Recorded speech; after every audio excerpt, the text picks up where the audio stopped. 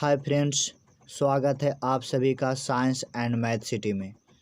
मैं class 10th के लिए प्रकाश का परावर्तन के top 50 VVI objective question video का पार्ट 2 लेकर आया हूं। यदि आपने अभी तक इस चैनल को सब्सक्राइब नहीं किया है तो तुरंत सब्सक्राइब एंड शेयर करें। क्वेश्चन नंबर 21, मोटर कार के हेडलाइट में किसका प्रयोग होता है? ऑप्शन ए समतल दर्पण, ऑप्शन बी उत्तल दर्पण, ऑप्शन सी अवतल दर्पण, ऑप्शन डी उत्तल लेंस। तो ऑप्शन नंबर सी क्या होगा? राइट आंसर, अवतल दर्पण। नेक्स्ट क्वेश्चन, समतल दर्पण द्वारा बना प्रतिबिंब होता है। ऑप्शन ए वास्तविक, ऑप्शन बी काल्पनिक, ऑप्शन सी दोनों, ऑप्शन डी इनमें से कोई नहीं। तो ऑप्शन नंबर बी क्या होगा? राइट आंसर, काल्पनिक। नेक्स्ट क्वेश्चन, किस दर्पण से हमेशा वस्तु से छोटा प्रतिबिंब प्राप्त होता है? ऑप्शन ए समतल, ऑप्शन बी उत्तल, ऑप्शन सी अवतल, ऑप्शन डी कोई नहीं। तो ऑप्शन नंबर बी क्या होगा? Right answer. चूंकि समतल दर्पण में वस्तु के बराबर प्रतिबिंब प्राप्त होता है, अवतल दर्पण में बड़ा भी हो सकता है, छोटा भी हो सकता है और वस्तु के बराबर भी हो सकता है, लेकिन उत्तल दर्पण में हमेशा वस्तु से छोटा प्रतिबिंब प्राप्त होता है। इसलिए ऑप्शन नंबर बी क्या होगा? Right answer. नेक्स्ट क्वेश्चन, किस दर्पण से वस्तु का बड़ा प्रतिबिंब बनता है? तो समतल में तो वस्तु के बराबर बनता है, उत्तल में अभी ही हम लोगों ने देखा था कि वस्तु से छोटा होता है। तो ऑप्शन नंबर बी क्या होगा? राइट आंसर, अवतल दर्पण। नेक्स्ट क्वेश्चन, निर्गत किरण एवं अभिलंब के बीच के कोण को कहते हैं? ऑप्शन ए आपतन कोण, ऑप्शन बी परावर्तन कोण, ऑप्शन सी निर्गत कोण, option D none of these. तो ऑप्शन सी क्या होगा? राइट आंसर, निर्गत कोण। नेक्स्ट VVI क्वेश्चन है, कई बार बोर्ड एग्जाम में पूछा गया है। परावर्तन के नियम से निर्धारित होता है। ऑप्शन ए आपतन कोण बराबर परावर्तन कोण। ऑप्शन ए क्या है? Right answer. नेक्स्ट क्वेश्चन बहुत ही इजी, काल्पनिक प्रतिबिंब होता है। ऑप्शन ए सीधा, ऑप्शन बी उल्टा, ऑप्शन सी दोनों, ऑप्शन डी कोई नहीं।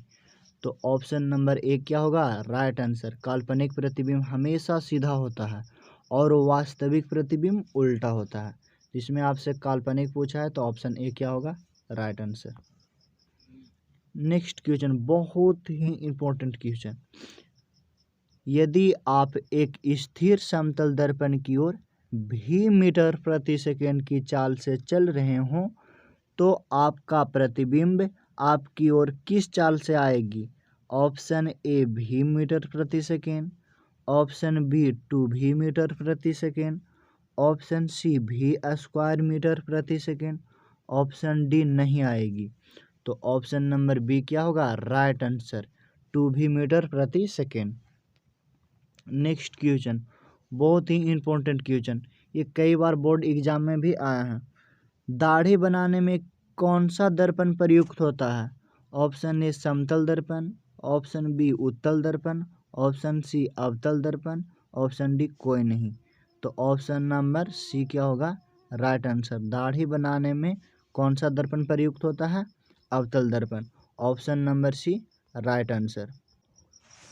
नेक्स्ट क्वेश्चन, क्वेश्चन नंबर 30, गोलीय दर्पण में फोकसांतर एवं वक्रता त्रिज्या के बीच संबंध है। ऑप्शन ए r बराबर 2f, ऑप्शन बी f बराबर r, ऑप्शन सी f बराबर 2/r, ऑप्शन डी r बराबर 2f। देखिए इसमें f और r के बीच रिलेशन पूछा है तो हम लोग जानते हैं कि r बराबर क्या होता है? 2f होता है। ये तो हम लोग इसी को ऐसे लिख सकते हैं कि f बराबर क्या हो जाएगा? r/2। तो देखिए ऑप्शन नंबर ए क्या होगा? राइट आंसर, r बराबर 2f। Next question, solar cooker में प्रयोग किया जाता है। ऑप्शन ए अवतल दर्पण का, ऑप्शन बी उत्तल दर्पण का, ऑप्शन सी समतल दर्पण का, ऑप्शन डी उत्तल तथा अवतल दर्पण का। तो ऑप्शन नंबर ए क्या होगा, राइट आंसर। सोलर कुकर में अवतल दर्पण का प्रयोग किया जाता है। नेक्स्ट क्वेश्चन, समतल दर्पण की फोकस दूरी का मान होता है ऑप्शन ए 0, ऑप्शन बी 0 एवं अनंत के बीच, ऑप्शन सी अनंत, ऑप्शन डी इनमें से कोई नहीं। तो ऑप्शन नंबर सी क्या होगा, राइट आंसर। समतल दर्पण की फोकस दूरी अनंत होती है। नेक्स्ट क्वेश्चन, गोलीय दर्पण का वक्रता केंद्र को किस अक्ष से निरूपित किया जाता है, ऑप्शन ए सी से, ऑप्शन बी पी से, ऑप्शन सी ओ से, ऑप्शन डी एफ से। तो वक्रता केंद्र को किससे निरूपित किया जाता है, सी से। तो ऑप्शन ए क्या होगा, राइट आंसर। नेक्स्ट क्वेश्चन, निर्वात में प्रकाश की चाल है ऑप्शन ए 3 × 10⁻⁻8 मीटर प्रति सेकेंड, ऑप्शन बी 3 × 10⁸ मीटर प्रति second, option C 3 × 10⁻10 metre second, option D B and C both. तो ऑप्शन नंबर बी क्या होगा, राइट आंसर। 3 × 10⁸ मीटर प्रति second, option B right answer. Next question, दंत विशेषज्ञ मरीजों के दांत का बड़ा प्रतिबिंब देखने के लिए किस दर्पण का उपयोग करते हैं, ऑप्शन ए अवतल दर्पण, ऑप्शन बी समतल दर्पण, ऑप्शन सी उत्तल दर्पण, ऑप्शन डी सभी। तो ऑप्शन नंबर ए क्या होगा, राइट आंसर। बड़ा प्रतिबिंब देखने के लिए हमेशा अवतल दर्पण का प्रयोग होता है। नेक्स्ट क्वेश्चन, अवतल दर्पण के ध्रुव और मुख्य फोकस के बीच रखे बिंब का प्रतिबिंब की प्रकृति होती है, ऑप्शन ए आभासी तथा उल्टा, ऑप्शन बी आभासी एवं सीधा, ऑप्शन सी काल्पनिक एवं सीधा, option D B and C both. तो ऑप्शन नंबर डी क्या होगा, राइट आंसर। चूँकि ऑप्शन बी और सी सेम है, आभासी या काल्पनिक दोनों क्या होते हैं, सेम होते हैं। तो ऑप्शन नंबर डी क्या होगा, right answer, B and C both. Next question, अवतल दर्पण के मुख्य फोकस पर रखे बिंब का प्रतिबिंब की स्थिति होती है, ऑप्शन ए वक्रता केंद्र पर, ऑप्शन बी मध्य बिंदु पर, ऑप्शन सी अनंत पर, ऑप्शन डी सभी पर। तो ऑप्शन नंबर सी क्या होगा, राइट आंसर। अवतल दर्पण के मुख्य फोकस पर रखे बिंब का प्रतिबिंब की स्थिति अनंत पर होती है। नेक्स्ट क्वेश्चन, अवतल दर्पण के सामने अनंत पे रखे बिंब का प्रतिबिंब की स्थिति होती है, ऑप्शन ए वक्रता केंद्र पर, ऑप्शन बी अनंत पर, ऑप्शन सी ध्रुव पर, ऑप्शन डी फोकस पर। तो ऑप्शन नंबर डी क्या होगा, राइट आंसर। देखिए, यदि वस्तु अवतल दर्पण के सामने अनंत पे हो तो उसका प्रतिबिंब फोकस पर बनता है, और यदि वस्तु फोकस पर हो तो उसका प्रतिबिंब अनंत पर बनता है। नेक्स्ट क्वेश्चन, यदि प्रकाश की किरण 30 डिग्री के कोण नेक्स्ट क्वेश्चन, यदि प्रकाश की किरण 30 डिग्री के आपतन कोण पर आपतित होती है, दर्पण द्वारा किरण के पथ में हुए विचलन का मान होगा। नेक्स्ट क्वेश्चन, यदि प्रकाश की किरण 30 डिग्री के आपतन कोण पर आपतित होती है, दर्पण द्वारा किरण के पथ में हुए विचलन का मान होगा। देखिए, इसमें आपसे विचलन कोण पूछा है। देखिए, दिया क्या गया है कि I बराबर 30 डिग्री है, तो आपसे विचलन कोण D का मान पूछा है। तो D बराबर क्या होता है, 180 - 2I। तो इसमें देखिए 180 - 2 × I का वैल्यू कितना है, 30 डिग्री। तो कितना हो जाएगा, 180 - 60। 180 में से 60 जाएगा तो कितना बचेगा, 120। तो ऑप्शन नंबर सी क्या हो जाएगा, right answer, 120 degree.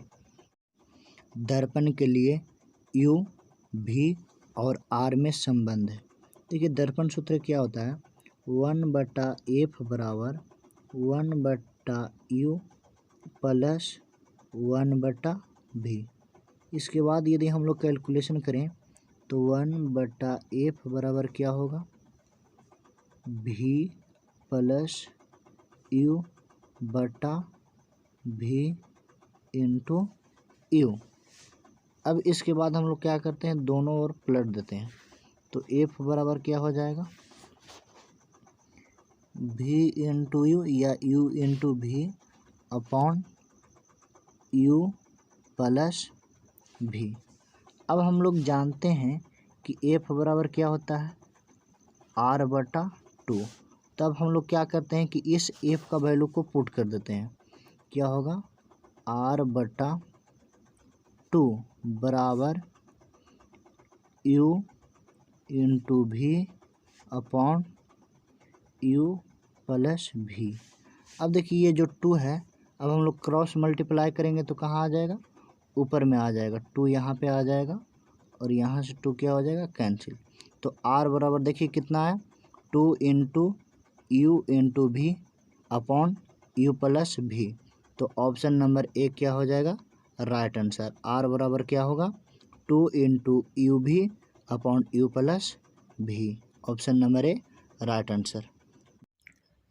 Question number 42, जब प्रकाश की किरण किसी परावर्तक सतह पर लंबवत आपतित होती है तो परावर्तन कोण का मान क्या होगा। सपोज कीजिए कि ये आपका कोई परावर्तक सतह है जिस पर ये अभिलंब है। अब कोई प्रकाश की किरण परावर्तक सतह पर लंबवत आपतित होती है। देखिए इस स्थिति में अभिलंब और आपतित किरण दोनों एक ही लाइन पर है, तो आपतन कोण का मान कितना होगा, 0 डिग्री होगा। और हम लोग जानते हैं प्रकाश के परावर्तन के नियम से कि आपतन कोण परावर्तन कोण के बराबर होता है। तो परावर्तन कोण का मान भी कितना होगा, 0 डिग्री होगा। तो ऑप्शन नंबर सी क्या होगा, राइट आंसर 0 डिग्री। आपतन कोण परावर्तन कोण के बराबर होता है, तो ऑप्शन सी क्या होगा, right answer 0 degree. Question number 42, प्रकाश के सभी रंगों का वेग समान होता है। ऑप्शन ए निर्वात में, ऑप्शन बी हवा में, ऑप्शन सी जल में, ऑप्शन डी कांच में। तो ऑप्शन नंबर ए क्या होगा, राइट आंसर। निर्वात में प्रकाश के सभी रंगों का वेग समान होता है। क्वेश्चन नंबर 43, निर्देशांक चिन्ह परिपाटी के अनुसार अवतल दर्पण की फोकस दूरी होती है। सपोज कीजिए कि ये आपका कोई अवतल दर्पण है जिसका ध्रुव P है, मुख फोकस F है, वक्रता केंद्रक C है और मुख H PC है। तो फोकस दूरी किसको बोलते हैं, मुख फोकस से लेकर के ध्रुव तक की दूरी को हम लोग क्या बोलते हैं, फोकस दूरी। और दर्पण की बाईं ओर की सारी दूरियां क्या होती है, ऋणात्मक। तो ऑप्शन ए क्या होगा, right answer negative. Question number 44, आवर्धन बराबर होता है। ऑप्शन ए यू बटा भी, ऑप्शन बी भी बटा यू, ऑप्शन सी माइनस भी बटा यू, ऑप्शन डी ऑल। तो ऑप्शन बी सी क्या होगा, राइट आंसर। ऑप्शन सी क्या होगा, राइट आंसर, माइनस भी बटा यू। क्वेश्चन नंबर 45, यदि अवतल दर्पण की फोकस दूरी 40 सेंटीमीटर है तो वक्रता त्रिज्या होगी। देखिए दिया गया है कि अवतल दर्पण की फोकस दूरी 40 सेंटीमीटर है, तो एफ बराबर क्या हो जाएगा, -40। चूँकि अवतल दर्पण की फोकस दूरी ऋणात्मक होती है तो आपसे आर की वैल्यू पूछा है, तो आर बराबर क्या होता है, 2 इंटू एफ। तो क्या हो जाएगा, 2 इंटू -40। कैलकुलेशन करने के बाद राइट आंसर क्या आएगा, -80। तो -80 सेंटीमीटर क्या होगा, right answer, option C. Question number 46, प्रकाश है। ऑप्शन ए यांत्रिक तरंग, ऑप्शन बी विद्युत चुंबकीय तरंग, ऑप्शन सी दोनों, ऑप्शन डी इनमें से कोई नहीं। यांत्रिक तरंग किसको बोलते हैं, जिस तरंग के गमन के लिए माध्यम की आवश्यकता होती है। विद्युत चुंबकीय तरंग किसको बोलते हैं, जिस तरंग के गमन के लिए किसी माध्यम की आवश्यकता नहीं होती है। तो ऑप्शन बी क्या होगा, राइट आंसर। प्रकाशीय तरंग के गमन के लिए कोई माध्यम की आवश्यकता नहीं होती है, इसीलिए ऑप्शन नंबर बी क्या होगा, राइट आंसर, विद्युत चुंबकीय तरंग। क्वेश्चन नंबर 47, दो समांतर समतल दर्पणों के बीच रखी गई वस्तु के कितने प्रतिबिंब बन सकते हैं। Option A 1, option B 2, option C 4, option D अनंत। तो ऑप्शन डी क्या होगा राइट आंसर अनंत। क्वेश्चन नंबर 48 किसी समतल दर्पण द्वारा आवर्धन होता है। Option A -1, option B +1, option C 0, option D इनमें से कोई नहीं। तो ऑप्शन बी क्या होगा राइट आंसर +1। समतल दर्पण का आवर्धन +1 होता है।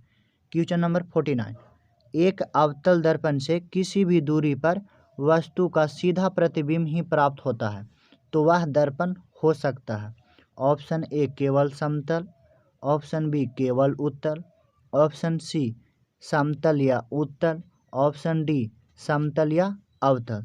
तो ऑप्शन नंबर सी क्या होगा राइट आंसर समतल या उत्तल।